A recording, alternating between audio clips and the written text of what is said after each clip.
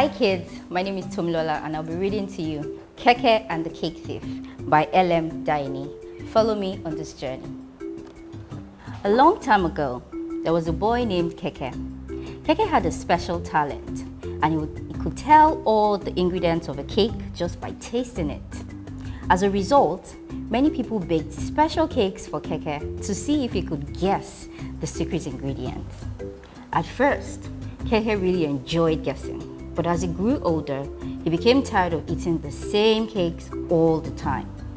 Keke was looking for a challenge, an adventure. So one morning, he said goodbye to his family and went off to travel throughout the country.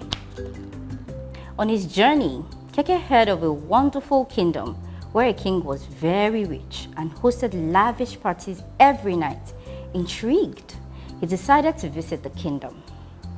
When he arrived, he heard that the king was very upset and had cancelled all his parties. The king loved to show off his mighty collections of cakes, but lately the cakes were disappearing as soon as they were baked. The king declared no more parties until the thief is caught. When Keke heard this, he decided to speak to the king. "Almighty king, I have come from very far to taste your delicious cakes, but I heard that you have cancelled your parties." The king replied, "Every time I organize a party, all the cakes go missing in the night and I have nothing to offer my guests the next day. There isn't anyone in the whole kingdom who is able to find this cake thief." Keke wanted to help and said, "Mighty king, allow me to do anything I can to catch the thief." The king did not believe that Keke could help him and asked, "What makes you think that you can catch the thief? All of my best bakers have tried, my best soldiers have tried, all the best people in the land have tried, and they have all failed." But Keke urged the king to let him try. He knew he could use his taste buds to outwit the cake thief. Uncertain, the king agreed. Keke had a plan. He would stay awake all night and catch the thief in action. On the first night, because he had traveled from so far, Keke felt tired and fell asleep. When he woke up, all the cakes were gone. Keke looked everywhere for possible clues, but no luck. In the morning, the king was disappointed, but Keke convinced him to let him try again. This time, Keke took a nap during the day so he could stay awake at night. Whilst everyone was tucked in their beds and fast asleep, Keke heard a loud bang. He looked to see where the noise came from, and when he looked back at the cakes, they were all gone. The next evening, Keke asked the king to give him one more chance to catch the thief. When the king agreed, Keke decided to take a walk in the palace garden.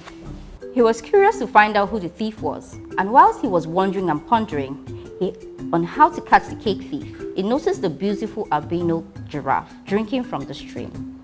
Keke was surprised. He had been throughout the whole country, but he has never seen a giraffe without spots.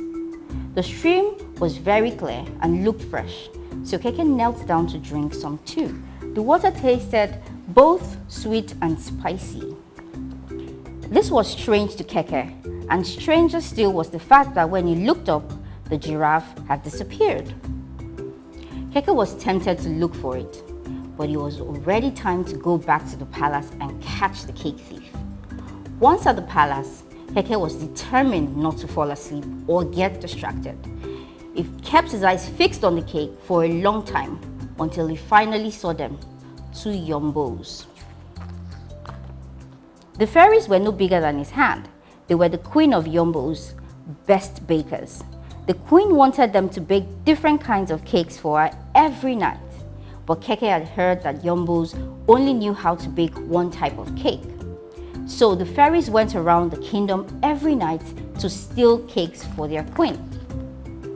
"Stop right there," Keke said boldly. "Not another step." The Yombos were stunned.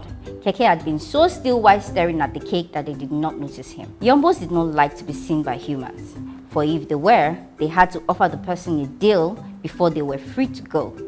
But these fairies were very cunning and quickly thought of a plan to escape from Keke. They said, "If you eat what we've baked and tell us every ingredient in our special cake, we will stop stealing from the human king," said the first Yombo. "If you cannot," said the second, "we will continue to take every delicious cake we want, but you must never tell the king what you have seen this evening." Guessing ingredients was Keke's specialty, so of course he agreed. The Yombos brought him their special cake. It looked ordinary and Keke took one bite out of it. He named all the ingredients he could taste, except for one. So he took another bite, then a third, and a fourth, and soon he had eaten the whole cake, but he still could not name the last ingredient. He was ready to give up when suddenly he realized what the missing ingredient tasted like. It must be the water from the king's garden, which tastes both sweet and spicy. As soon as Keke mentioned the king's stream, both Yombos disappeared instantly, but the cakes were still there. The next day, the king was awakened by cheer and shouts of celebration. When his servants shared the good news, he leapt for joy. "What reward would you like for this mighty feat?" asked the king. Keke simply replied, "Allow me to go back home with your palace's best baker," and so it was agreed. When it was time to go home, Keke left with the palace's chief baker, who baked him the most wonderful cakes every day of his life. The end. I hope you enjoyed the story. Check out Kunda Kids for more exciting stories like this one. Bye-bye.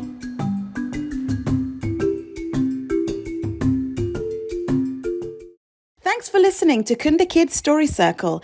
Love the stories? Check out the Kunda Kids app for more adventures and grab your favorite books at kundakids.com.